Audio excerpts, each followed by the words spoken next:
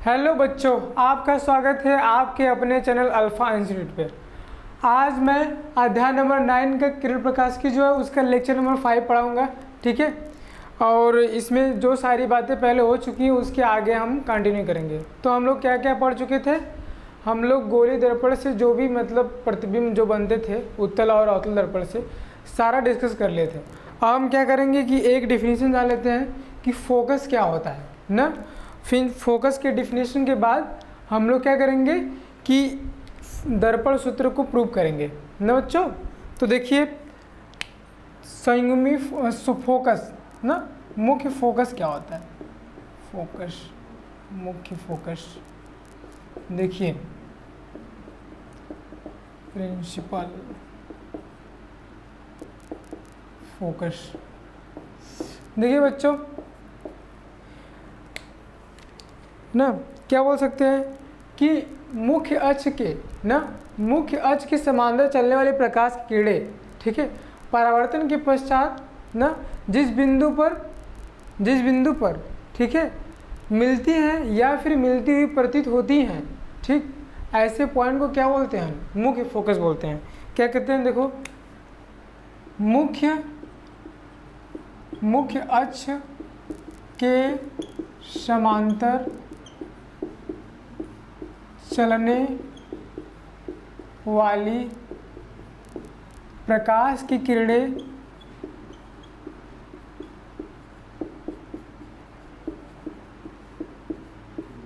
जिस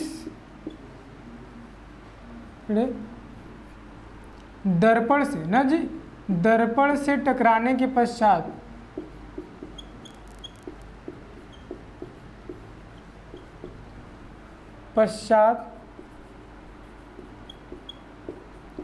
जिस बिंदु पर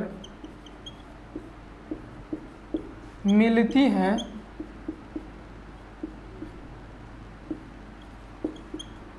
या मिलती हुई प्रतीत होती है,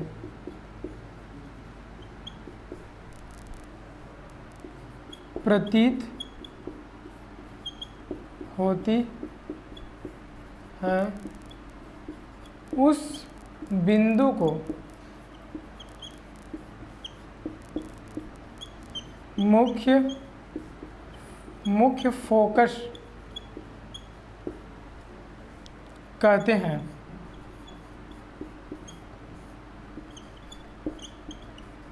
समझे बच्चों? क्या बात है कि मुख्य अक्ष के समांतर चलने वाली प्रकाश की किरणें दर्पण से टकराने के पश्चात जिस बिंदु पर मिलती हैं या मिलती हुई प्रतीत होती हैं, ठीक है, उस बिंदु को हम मुख्य फोकस कहते हैं ना बच्चों। इसके फिगर बना देते हैं, इसको नोट कर लीजिए, ठीक है, और इसका फिगर बनाते हैं उसके हिसाब से समझ लीजिए, ठीक है। देखिए फिगर,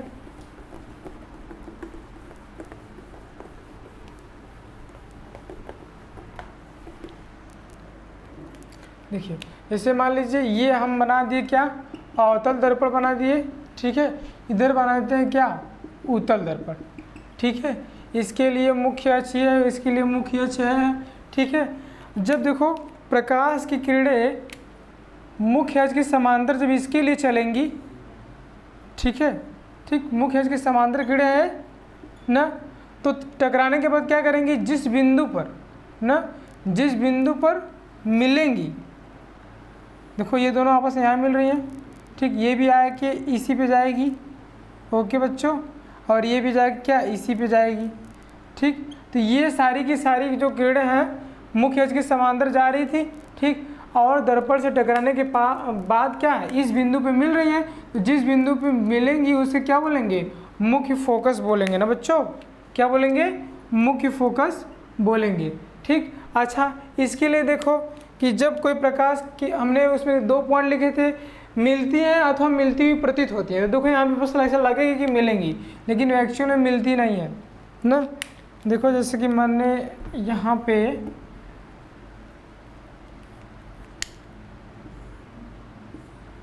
ये मुख्य अक्ष के समांतर आ रही है लाइट, ठीक ना, ठीक, टकराने के पश्चात क्या करेंगी कि फोकस पे मिलेंगी, बस मिलती हुई प्रतीत होंगी, ठीक। देखिए कैसे, देखिए टकराने के बाद तो देखो इधर वापस जिस माध्यम में परावर्तन क्या कहता है कि लाइट जिस माध्यम से आती है उसी माध्यम में वापस लौट जाती है।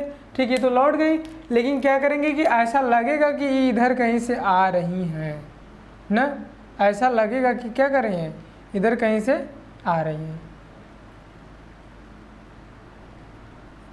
ठीक है, तो जिस बिंदु से लगेगा कि आ रही हैं, ठीक है, या फिर जिस बिंदु पे ऐसा लगेगा कि मिल रही हैं, ठीक है, तो वैसे को उस पॉइंट को क्या बोलेंगे हम, मुख्य फोकस बोलेंगे ना बच्चों। ठीक, तो उत्तल और अवतल दर्पण के लिए मैं मुख्य फोकस के बारे में बता दिया। ठीक है, इसको नोट कर लीजिए और समझा भी दिया। इसके बाद हम लोग पढ़ेंगे बच्चों इसके लिए फार्मूले ना। तो देखिए इसके लिए आपको दर्पण के 2 सूत्र पढ़ने हैं। एक तो पढ़ना है आपको रेडियस ऑफ कर्वेचर या फिर वक्रता त्रिज्या और फोकस दूरी में संबंध ना। फोकस दूरी का डिफरेंशियल मैं लिखवा दिया हूँ। फोकस दूरी का डिफरेंशियल क्या बताया था कि मुख्य फोकस तथा ना दर्पण पोल के बीच की दूरी को क्या बोलते हैं, फोकस दूरी बोलते हैं। ठीक, वक्रता त्रिज्या किसे बोलते हैं, वक्रता केंद्र और पोल के बीच की दूरी को क्या बोलते हैं, वक्रता त्रिज्या बोलते हैं। ठीक है, इनके बीच में क्या संबंध होता है, इनके बीच में संबंध होता है R = 2F ना जी। हम इसको प्रूव करेंगे। देखो मैं फिगर बना रहा हूँ, प्रूव करता हूँ। ठीक, जैसे मान लीजिए कि ये क्या है, तुम्हारा अवतल दर्पण है और एक ये मुख्य अक्ष है तुम्हारा, ये हो गया आपका पोल, ये आपका हो गया पोल ना जी, और ये हो गया आपका FC, ये हो गया आपका F ना। तो हम प्रूव करते हैं कि ये जो R है ना, ये जो कैपिटल R है ये स्मॉल f के डबल के बराबर होगा ना। देखिए कैसे होगा, से मान लीजिए कि यहाँ पे कोई एक ऑब्जेक्ट है ना, वस्तु है, थोड़ा छोटा कर देते हैं, यहाँ पे कोई एक वस्तु है, ठीक है, और यहाँ से एक लाइट निकली मुख्य अक्ष के समांतर दर्पण से टकराई और टकराने के बाद कहाँ से होके जाएगी बच्चों, मुख्य फोकस से होके जाएगी ना, यूँ गई। ठीक, और क्या करते हैं कि एक लाइट हम पोल से गिरा देते हैं बच्चों, पोल पे गिराइए, पोल पे गिरी और टकराने के बाद क्या करेगी कि परावर्तन के नियम को फॉलो करती हुई दिखेगी हमको ना। तो पालन करा दीजिए ना, परावर्तन के नियम की पालन करा दीजिए। ठीक ना, तो ये ऐसे गई और यूँ चली आई, तो देखो इसका प्रतिबिंब कहाँ बन गया बच्चों, यहाँ बन गया ना, उल्टा बना। ये AB है और ये आपका क्या है A', B' ना। तो रुकिए ये वाला मत बनाइए, हम पोल पे नहीं गिराते हैं, पोल पे नहीं गिराना है हमको, इसको प्रूव करने के लिए पोल पे नहीं गिराते हैं। देखिए रुको फिगर फिर से बनाते हैं, इसका मिस्टेक हो गया।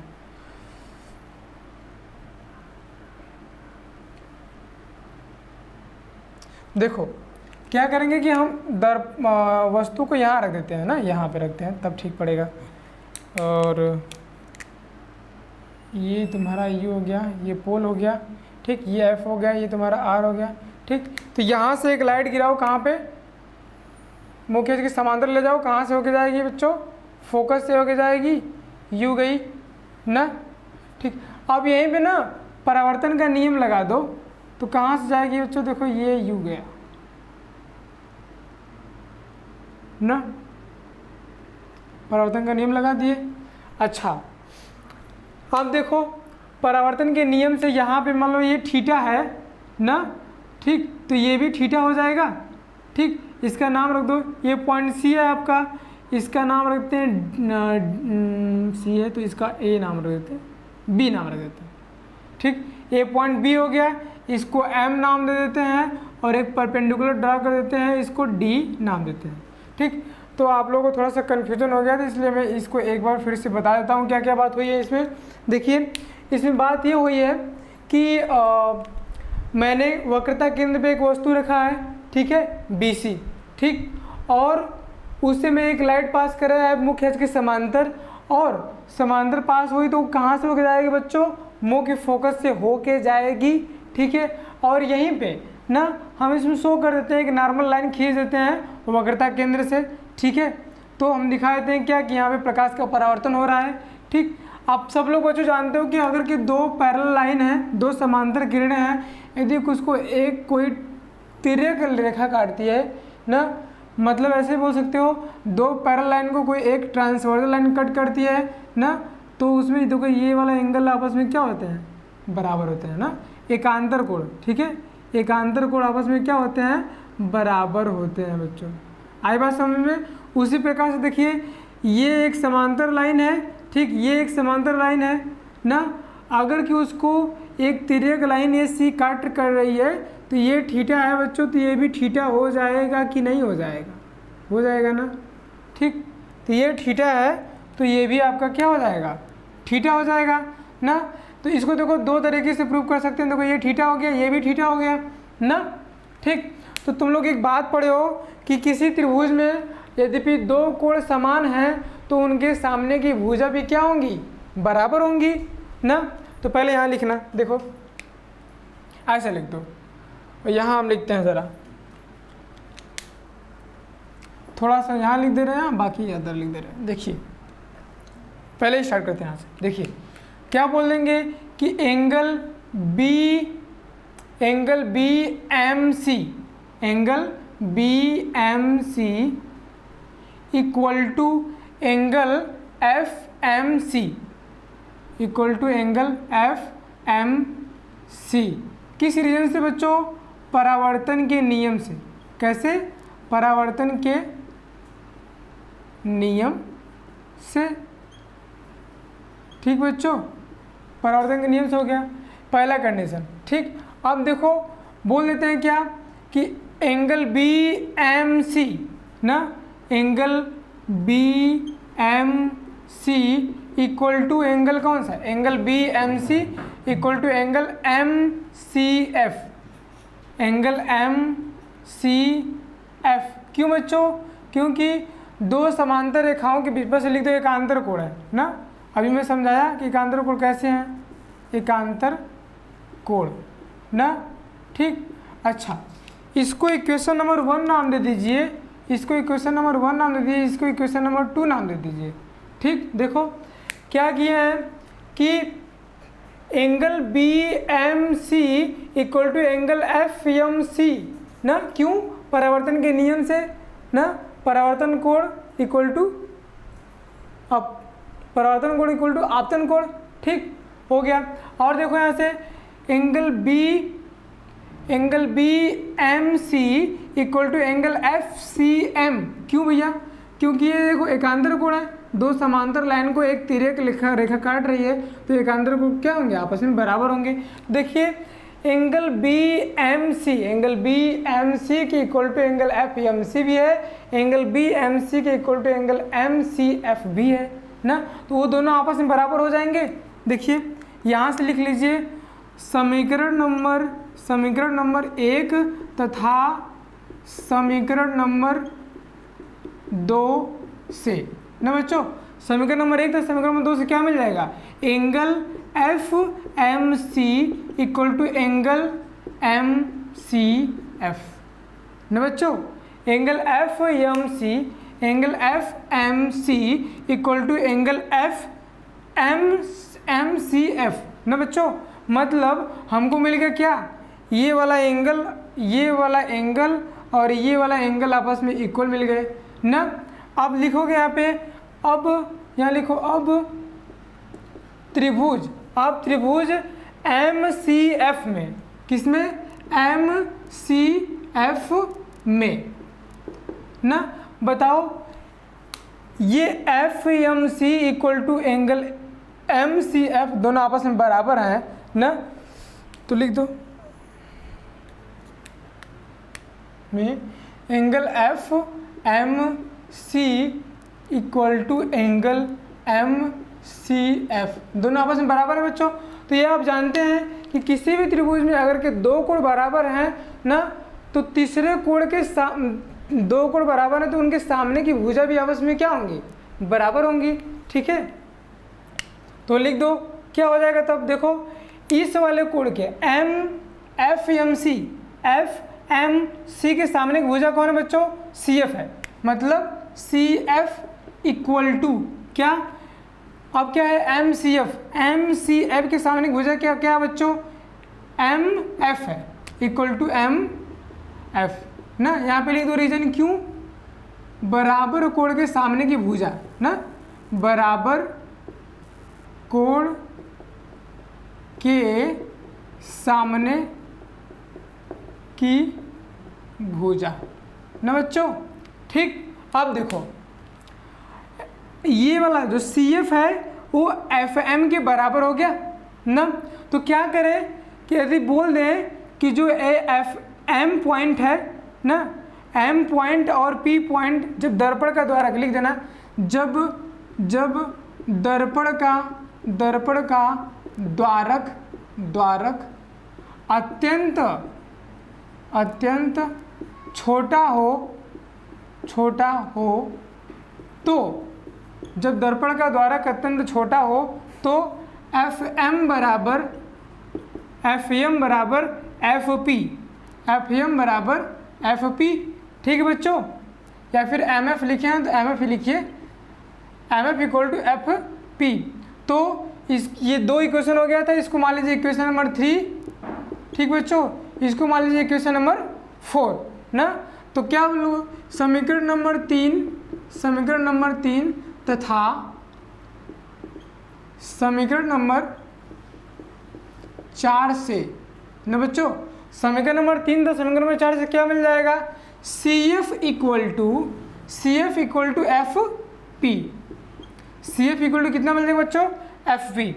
अच्छा, यद्यपि तुमको ये नहीं समझ में आ रहा है कि M F equal to F P कैसे है ना, तो कोई भी घड़ी देखा होगा ना, तो घड़ी में अगर कि ये सुई मान लीजिए यहाँ पे है ना, सेकेंड की सुई यहाँ पे है, तो चलते अगर कि यहाँ पे आ जाती है तो इसकी लंबाई और इसकी लंबाई सेम रहती है ना। मान लीजिए कि ये सुई घड़ी यहाँ पहुँची ना, तो इसकी लंबाई सेम रहती है ना। उसी प्रकार से अगर कि ये सुई मानो, ठीक है, तो यहाँ पे ऐसे है तो यहाँ पे ऐसे आएगी, तो F M equal to F P होगी कि नहीं होगी ना। और कि इस सेंस से समझोगे तो ये M F equal to F P आराम से समझ में आ जाएगा ना बच्चों। M F equal to F P आराम से समझ में आ जाएगा। अरे घड़ी को ध्यान से देखोगे तो घड़ी की सुई यहाँ पे है, यहाँ से चल रही है, यहाँ पे आ गई तो बराबर हो जाएंगे ना। इसलिए बोला है क्या कि यदि दर्पण का द्वारक अत्यंत छोटा हो तो M F equal to F P हो जाएगा। और इसका सेंस समझने के लिए घड़ी का एग्जाम्पल आराम से लेना, एकदम एग्जैक्ट समझ में आ जाएगा। ठीक है, समीकरण नंबर 3 और समीकरण नंबर 4 से क्या हो जाएगा बच्चों? C F equal to F P हो जाएगा, C F equal to F P.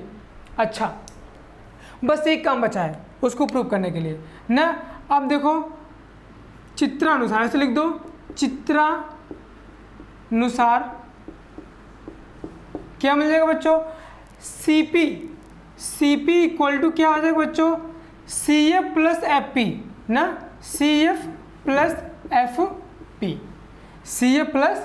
P. तो देखो फिगर से ही क्या क्या तुमको मिल रहा है? सी पी इक्वल टू कितना है भैया? आर है ना। C F equal to F P equal to कितना है? अच्छा, यहाँ से देखो समीकरण नंबर इसे लाए हम क्या, सी एफ इक्वल टू क्या, एफ पी, इसको मान लो 5। तो यहाँ पे लिख देना समीकरण नंबर 5 से सी एफ, तो इसको लिख दो एफ पी, अब प्लस में एफ पी। ठीक, लिख देना समीकरण नंबर 5 से। ठीक, तो बताओ आर इक्वल टू कितना हो जाएगा? 2 एफ पी, और एफ पी है क्या? एफ पी है क्या? 2f है ना। ठीक, r इक्वल टू 2f ना। अगर कि इसके ऊपर नहीं समझ आ रहा हो तो यहाँ पे लिख दे रहे हैं, देखो इसका ये सिरा यहाँ पे लिख दे रहे हैं, r इक्वल टू मैं क्या लिखा हूँ? एफ पी, अब प्लस में एफ पी, तो r इक्वल टू कितना हो जाएगा? 2f p। तो r इक्वल टू कितना हो जाएगा बच्चों? 2f ना। तो पहले आप यहाँ से स्टार्ट करेंगे, ठीक है, फर्स्ट पोर्शन, फिर ये क्या है आपका बच्चों? सेकेंड पोर्शन है, ये आपका क्या है? थर्ड पोर्शन है।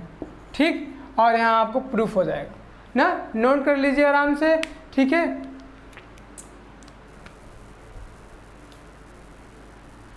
इसके बाद हम आप लोगों को सिखाएंगे कि 1/f equal to 1/v plus में 1/u कैसे होता है।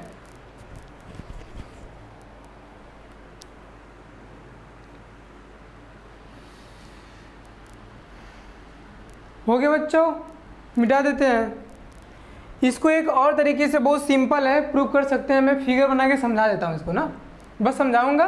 प्रूफ तो यही याद रखो, तुम लोगों की बुक में यही सब दिया है, तो जैसे दिया है वैसे ही करो, ठीक। एक और तुम लोगों की बुक का जो एनसीईआरटी में दिया है वो भी हम सॉल्यूशन समझा दे रहे हैं एक बार, ताकि कोई बच्चे पूछे ना कि जो बुक में लिखा है वो कैसे हुआ है, ठीक। इसको मिटा देते हैं।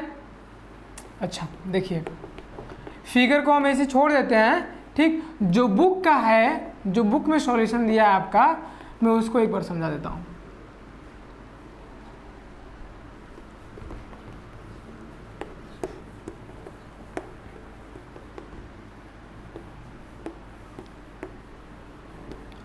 देखो बच्चों, सेम वही काम होगा ना।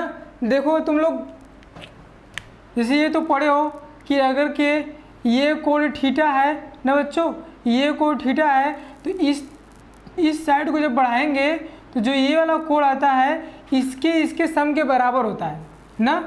ये तो आप जानते ही हैं ना। मान लीजिए ये त्रिभुज है, ठीक है, ये कोण है थीटा, ये कोण है मान लो अल्फा, तो ये जो कोण होता है थीटा प्लस में अल्फा के बराबर होता है ना, ठीक। उसी का हम यूज करेंगे। देखो उसी का यूज कैसे हो जाएगा, देखो ये थीटा है बच्चों, ये थीटा है, और ये इसकी भुजा क्या है, सी एफ है, तो सी एफ को ही बढ़ा के क्या एफ पी मान सकते हैं। तो ये कितना हो जाएगा बच्चों, थीटा प्लस में थीटा कितना हो जाएगा बच्चों, 2 थीटा हो जाएगा ना। कितना हो जाएगा, 2 थीटा हो जाएगा, ठीक। ये थीटा तो ये 2 थीटा ना। बहुत सिंपल है, देखो तुम्हारे बुक का बहुत सिंपल है ना। देखो त्रिभुज एम डी सी में, त्रिभुज एम डी सी में बताओ बच्चों tan थीटा इक्वल टू कितना हो जाएगा। त्रिभुज एम डी सी में tan थीटा इक्वल टू ना लंब बटा के आधार परपेंडिकुलर अपन बेस, तो परपेंडिकुलर कितना है पे एम डी, मतलब लंब कितना है तुम्हारा एम डी अपान में सी डी या फिर डी सी ना बच्चों। आया समझ में। इसको मान लीजिए आप इक्वेशन नंबर 1 ना, यही पे एक काम और कर लीजिए ना, यहाँ पे लिख देना यदि थीटा अत्यंत छोटा है ना, अत्यंत छोटा है, तो क्या बोल सकते हैं बच्चों, tan theta is approximately equal to किसके बच्चों, सिमिलर टू किसके हो जाएगा, थीटा के हो जाएगा ना बच्चों। अब देखो तो क्या हो जाएगा, इसे यही रिप्लेस कर दो, थीटा इक्वल टू कितना हो जाएगा एम डी अपान में डी सी ना। इसको मान लीजिए क्वेश्चन नंबर 1 ना बच्चों। अब देखो इसी से हमारा काम हो जाएगा। अब हम आते हैं किसमें, एम डी एफ में ना। लिखो त्रिभुज एम डी एफ में ना बच्चों, त्रिभुज एम डी एफ में।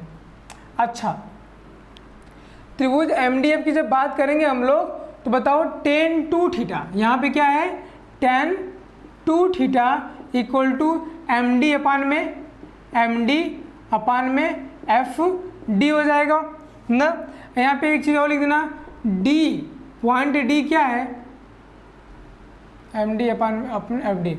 लिखो बिंदु डी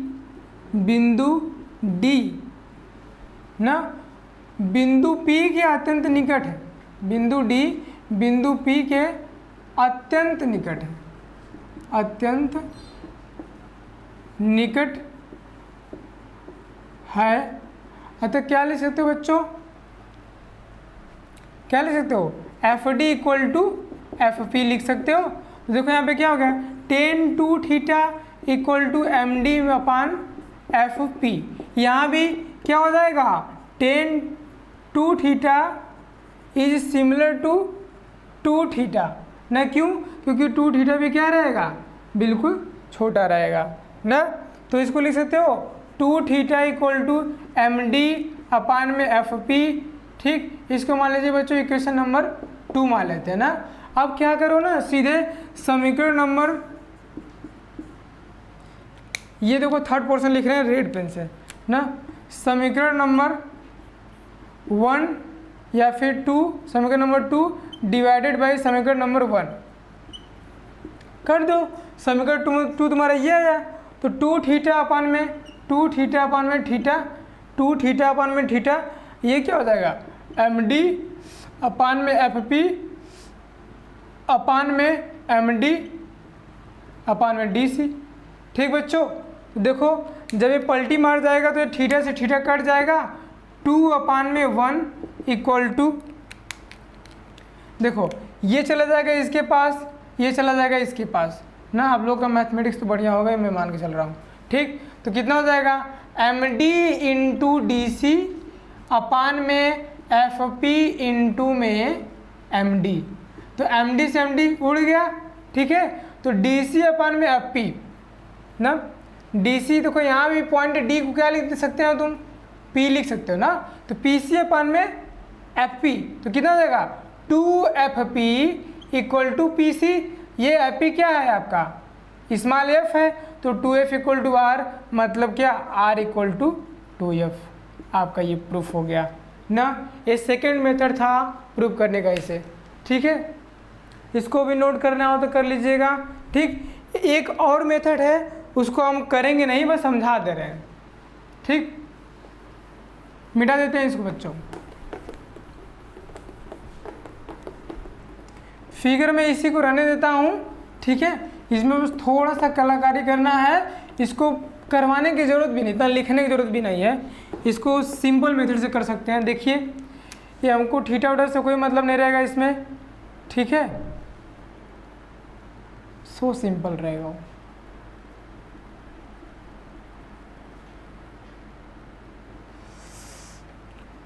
देखिए ये ऐसे चला गया। ठीक है, इसका प्रतिबिंब बना देते हैं। तो एक लाइट कहाँ से गिरा दीजिए बच्चों, पोल से गिरा दीजिए। पोल पे गिरी, गिरने के बाद क्या करेगी बच्चों, रिटर्न ऐसे वापस चले जाएगी ना। ठीक, यहाँ पे क्या होगा तुम्हारा, ऐसे गिर गया लाइट, और यहाँ से भी एक कोई लाइट जैसे जा रही है तो क्या करेगी बच्चों, फोकस से होके जाएगी ना। ठीक, अच्छा देखो,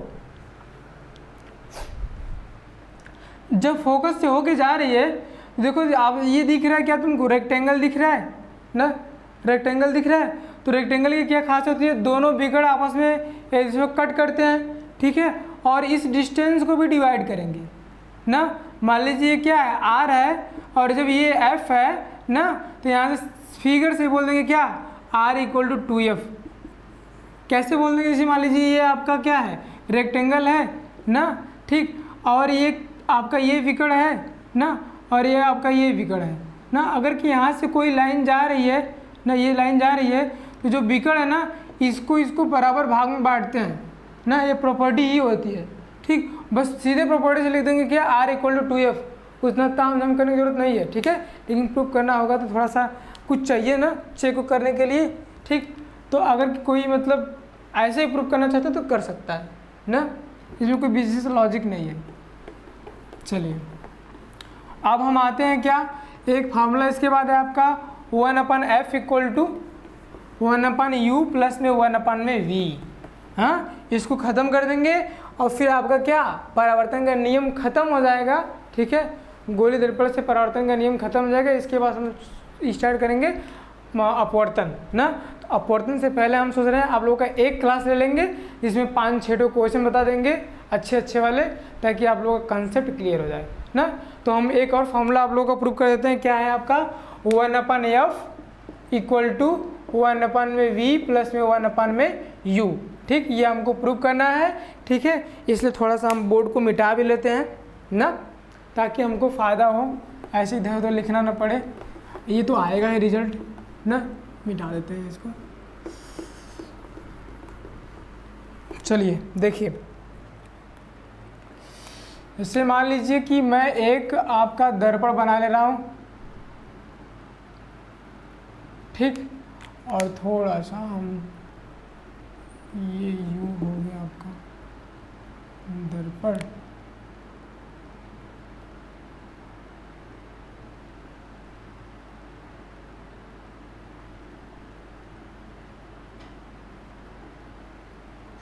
ठीक।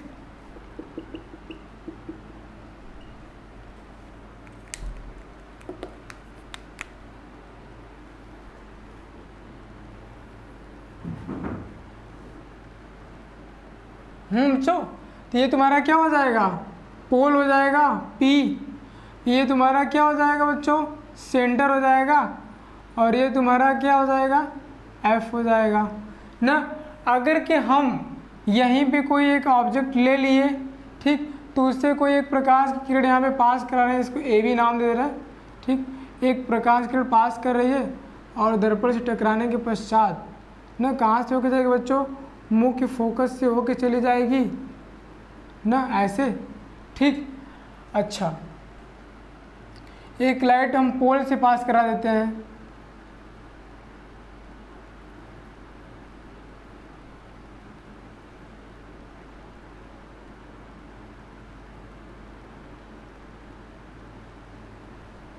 फिगर हमारा गलत बन जाएगा, हम लोगों का करो थोड़ा सा गड़बड़ हो गया है, रुको, करो गड़बड़ हो गया है।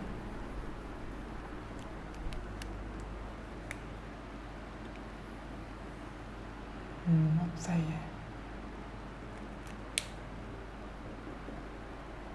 अब सही है।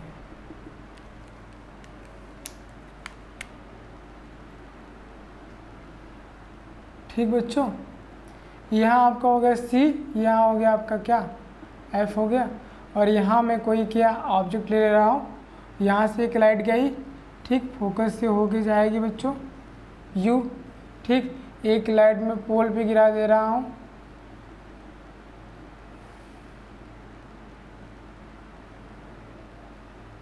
ठीक। और आपका देखो इमेज यहीं भी बन गया,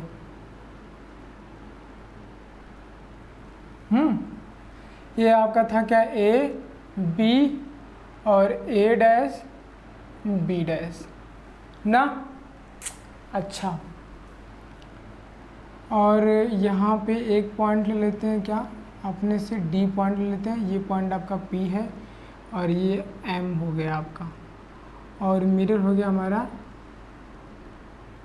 M1 M2। आगे इसमें लिखना रहे तो क्या लिख दोगे, एक वस्तु लेते हैं हम कहाँ पे, वक्रता केंद्र और अनंत के बीच में एक वस्तु लेते हैं AB, ठीक है। उसका प्रतिबिंब हमारा बनता है कहाँ पे, वक्रता केंद्र और फोकस के बीच में, ठीक है। यहाँ पे वस्तु दूरी लिख देना कि यहाँ पे वस्तु दूरी क्या है, U है, प्रतिबिंब दूरी क्या है, V है, ठीक है। फोकस दूरी ना, फोकस दूरी क्या है तुम्हारा, F है ना, और वक्रता त्रिज्या कितना है बच्चों, R है ना, ठीक। देखो पहले हम क्या करते हैं, ऐसा करो कि त्रिभुज लिखना, त्रिभुज MDF, त्रिभुज MDF तथा त्रिभुज A dash B dash F, A dash B dash F में न बच्चों, त्रिभुज MDF तथा त्रिभुज A dash B dash F में क्या बातें हैं, देखो यहाँ से ये और A वाला एंगल और A वाला एंगल इक्वल दिखेगा बच्चों ना, दिख रहा है ना, तो लिख देना angle A dash F B equal to angle MFD ना। और क्या दिख रहा है बच्चों, एक और एंगल इक्वल दिख रहा है, angle B dash A dash और F equal to angle MDF equal to 90 degree ना बच्चों। यद्यपि देखो अभी बताए थे कि अगर किसी दो त्रिभुज में ना, किसी दो त्रिभुज के दो कोण आपस में बराबर हैं, ये तो दूसरे के लिए था, ये दूसरे के लिए, यदि त्रिभुज के किन्हीं दो त्रिभुज में दो कोण आपस में बराबर है तो तीसरा कोण अपने आप बराबर होगा, ठीक है। यदि तीनों कोण आपस में बराबर है तो वो दोनों त्रिभुज आपस में क्या होंगे, समरूप त्रिभुज होंगे ना। जैसे मान लीजिए कि कोई एक ट्रेंगल, राइट एंगल ट्रेंगल है ना, राइट एंगल ट्रेंगल को जितना साइज बड़ा करते जाएंगे, ठीक, तो राइट एंगल ट्रेंगल ही रहेगा ना, उसको बोलेंगे ना, क्या बोलेंगे, समकोण त्रिभुज है, समकोण त्रिभुज है, समकोण त्रिभुज है। बस क्या है, साइज उसकी बड़ी हो जाएगी तो क्या समरूप है ना। जैसे मान लीजिए एक छोटा सर्कल एक बड़ा सर्कल आपस में क्या समरूप है, सर्कल ए भी है, सर्कल ए भी है, ठीक। तो अगर के किसी भी त्रिभुज की तीनों कोण आपस में बराबर हैं तो किन्हीं दो त्रिभुज के दोनों कोण आपस में बराबर हैं तो वो दोनों त्रिभुज आपस में क्या कहलाएंगे, समरूप कहलाएंगे ना। तो इस दोनों फिगर से बोल देंगे कि हाँ, यहाँ पे लिख देना अतः, क्या बोल देना, अतः त्रिभुज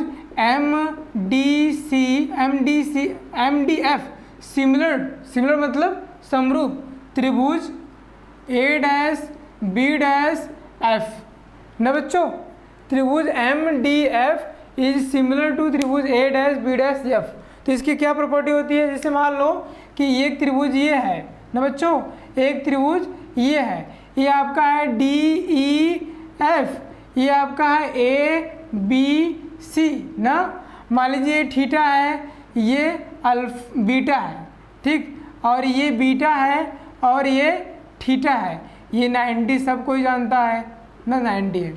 तो क्या कहता है ये कि संगत भुजाओं का अनुपात ना, अगर दो त्रिभुज आपस में समरूप हैं तो संगत भुजाओं का अनुपात हमेशा क्या होता है, बराबर होता है ना। तो संगत भुजा कौन कौन से होंगी, ठीक। जैसे मान लीजिए बीटा है, ये क्या है, बीटा है, तो बीटा के सामने की भुजा कौन सी बच्चों, ये है ना। इसमें बीटा, थोड़ा सा ऐसा उल्टा लिख देंगे तो अच्छा पड़ेगा आपको, ये बीटा है, ये थीटा है, और यहाँ पे इसके लिए ये बीटा है, ये बीटा है और ये थीटा है ना। तो करस्पॉन्डिंग हम समझाने के लिए बस बोल रहे हैं, ठीक। तो इसमें बीटा के सामने की भुजा कौन सी बच्चों, ये है, और इसमें कौन सी है बच्चों, ये है। बीटा के सामने की भुजा कौन सी है, ये है। तो मतलब क्या बच्चों कि EF ना, EF अपान में AB क्या बोल रहा है कि संगत भुजाओं का अनुपात एक हो गया, ठीक। अब बताओ इसमें थीटा ये है, थीटा के सामने की भुजा कौन सी है बच्चों, थीटा के सामने की भुजा क्या है, एक ये है ना, ठीक, और इसमें थीटा के सामने की भुजा कौन सी है, ये है ना।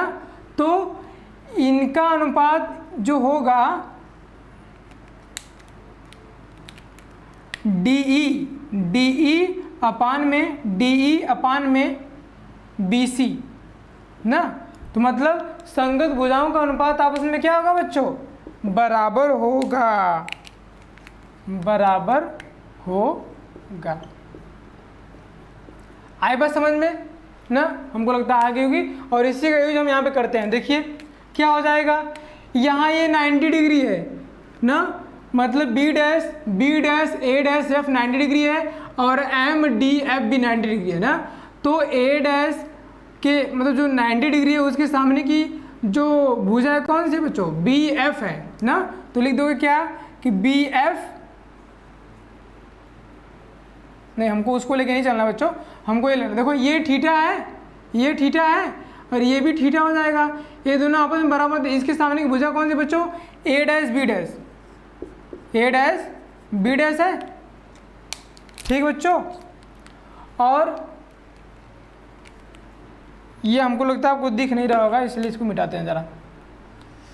देखिए A', B' ना, इसके सामने की भुजा कौन सी, A', B' है, और इसके सामने की भुजा कौन सी है, MD है, MD है। बराबर में क्या हो जाएगा बच्चों, बराबर में क्या हो जाएगा, इस वाले थीटा और इस वाले थीटा के सामने की भुजा बता दीजिए क्या है, A',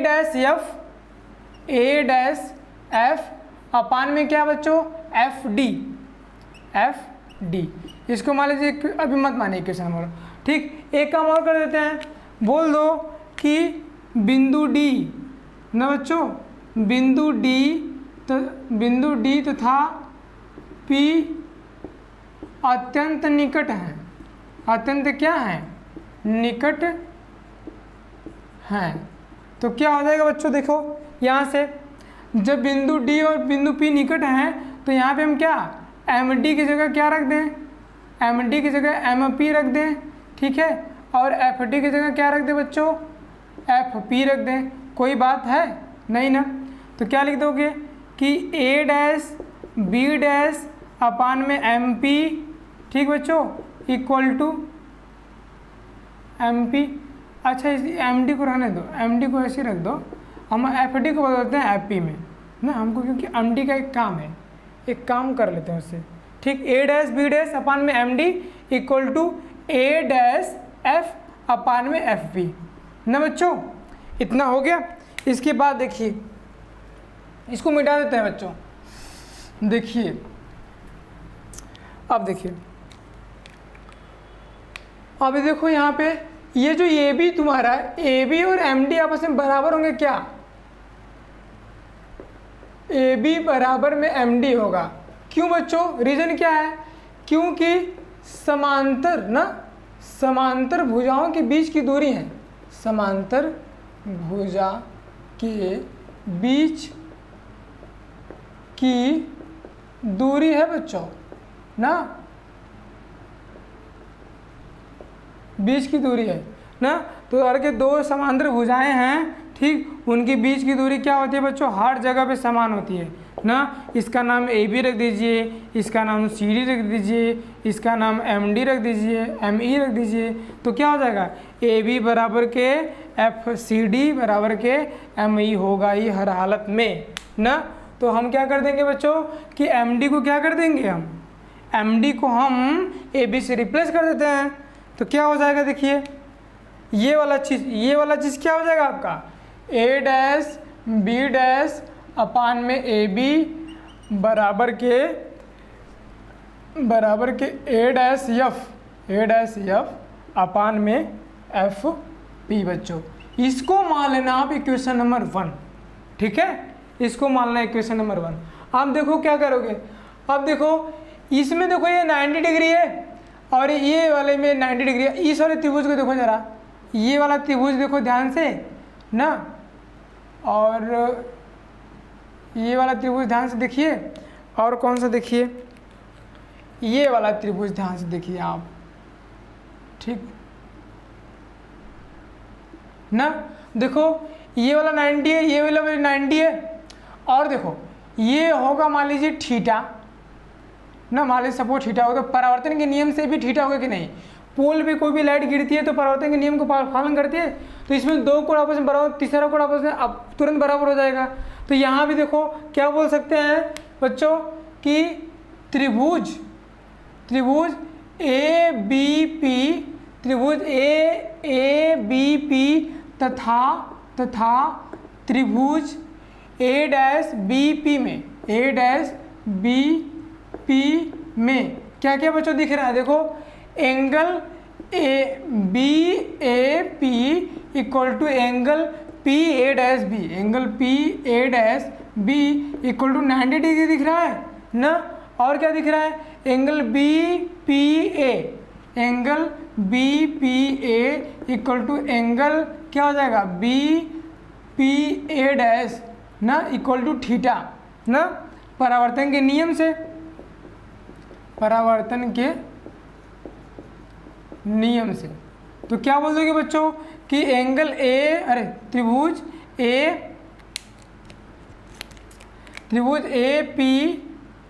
बी पी तथा त्रिभुज ए डैश बी डैश पी समरूप होंगे ना, समरूप होंगे, ठीक बच्चों।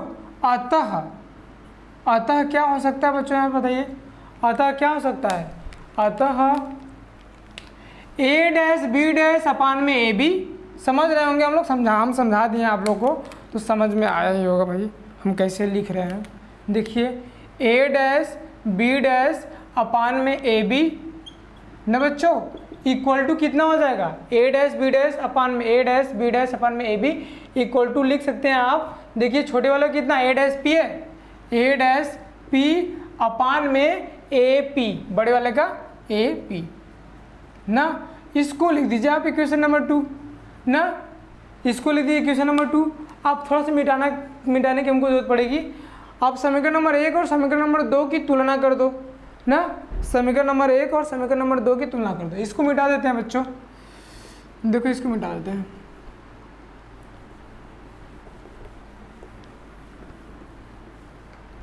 अब लिखो समीकरण नंबर 1 तथा 2 से, देखो बच्चों A dash B dash upon में A B equal to A dash F upon में एफ पी, ए बी है, A dash B dash upon में A B equal to A dash P upon में A P, मतलब ये जो है इधर का साइड जो है आपका इक्वल है, ये जो है और ये जो है आपस में इक्वल है, तो इधर का साइड भी आपस में क्या हो जाएंगे, दोनों इक्वल हो जाएंगे ना। ठीक है, ये दोनों आपस में इक्वल हो जाएंगे तो उसको इक्वल कर दीजिए। देखिए क्या हो जाएगा, मतलब ए डैश एफ अपान में F P equal to A dash P upon में ए पी ना बच्चों। अच्छा एक काम करते हैं, इसको अब तोड़ लेते हैं ऐसे फॉर्म में जिनकी वैल्यू हमको पता है ना। देखिए ए डैश पी क्या है बच्चों, वी है ना, प्रतिबिंब दूरी। ए डैश पी क्या है, प्रतिबिंब दूरी, तो इसको क्या लिख देंगे बच्चों, वी लिख देंगे। अभी रुकिए, इसको ऐसे रख दीजिए, ए डैश एफ हो गया, हमको पता है इसकी वैल्यू, इसलिए इसको इस एफ पी भी बताया तुमको। एफ पी क्या है बच्चों, फोकस दूरी है, ये भी आपको पता है ना। अब देखिए ए dash P, A dash F आपको नहीं पता था, सॉरी। ए डैश एफ को क्या लिख सकते हैं आप लोग, ए डैश एफ को लिख सकते हैं क्या बच्चों, ए डैश पी माइनस में एफ पी। देखो थोड़ा सा हम समझा देते हैं। देखो अगर कि तुमको चाहिए ए डैश एफ ना, तो ए डैश एफ निकालने के लिए हम लोग क्या करें कि ए डैश पी में से अगर कि हम घटा दें आपका,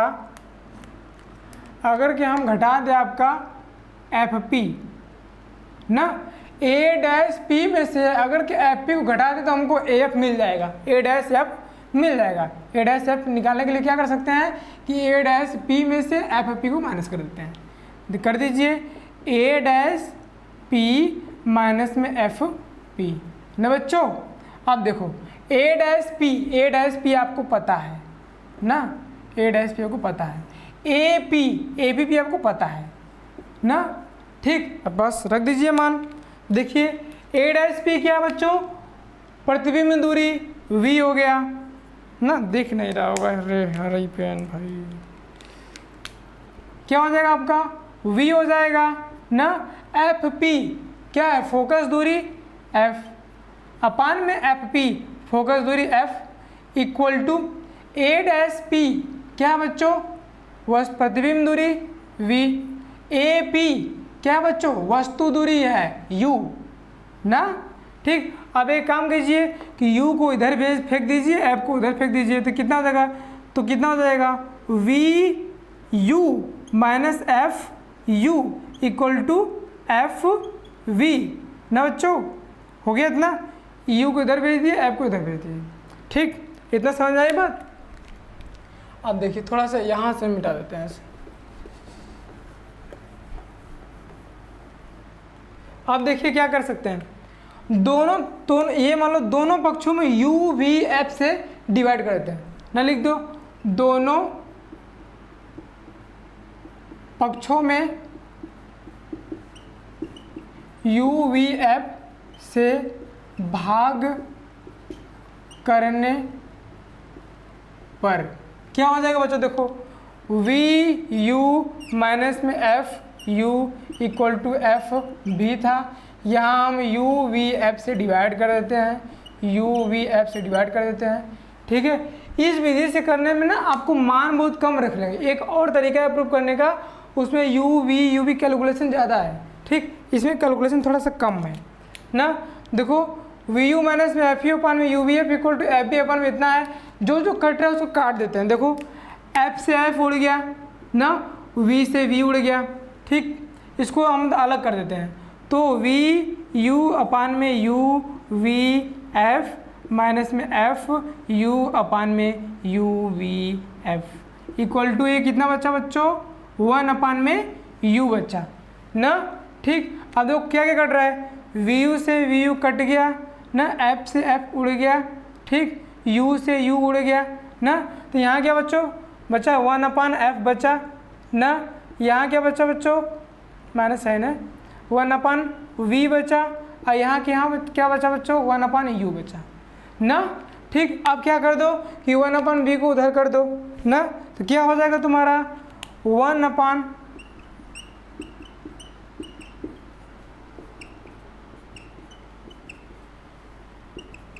ठीक, क्या हो जाएगा बच्चों, देखो हो जाएगा 1 अपान एफ इक्वल टू 1 अपान में वी प्लस में 1 अपान यू।